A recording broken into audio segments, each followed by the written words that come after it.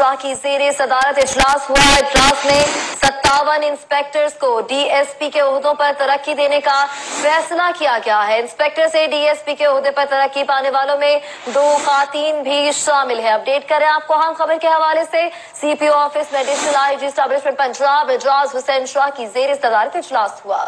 इसी पर मजीद तफसीलात जानेंगे नुमाइंदा सेमी न्यूज मलिक मुश्ताक से। मलिक मुश्ताक, इस हवाले से आगाह कीजिएगा। जी बिल्कुल, inspector general Punjab police Salimi की हिदायत पर पंजाब पुलिस में तरक्कियों का अमल तेजी से जारी है। आज सेंट्रल पुलिस ऑफिस पंजाब में additional IG establishment Punjab Ejaz Hussain Shah की ज़ेरे सदारत इंस्पेक्टर्स को डीएसपी के ओहदे पर तरक्की देने के लिए एक प्रमोशन बोर्ड का इजलास मुनक्कद किया गया।